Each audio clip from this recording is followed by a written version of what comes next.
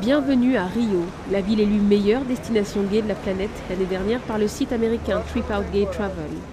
Mais derrière les apparences se cache une violence homophobe. La dernière Gay Pride en est l'illustration. Un jeune homme âgé de 19 ans est blessé par balle par un militaire. Une semaine après, homosexuels et sympathisants se réunissent pour exprimer leur colère.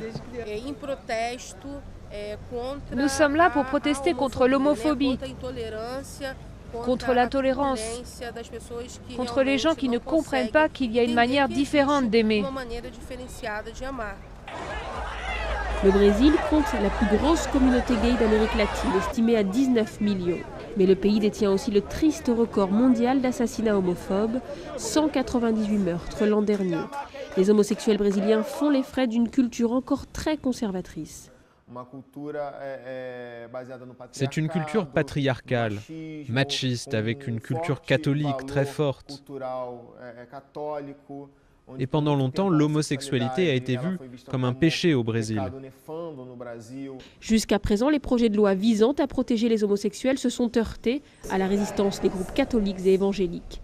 Sans protection juridique, même dans les grandes villes comme Rio, 70% des homosexuels affirment avoir été victimes de violences.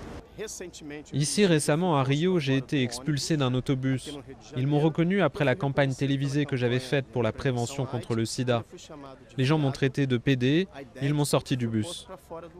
Mais malgré cette hostilité, les homosexuels ont réussi à s'imposer dans certains lieux devenus symboliques, comme la plage d'Ipanema à Rio, qui concentre une forte communauté gay. Malgré cette présence, la situation des homosexuels a empiré au Brésil ces dernières années. Entre 2007 et 2009, les crimes homophobes ont augmenté de 62%.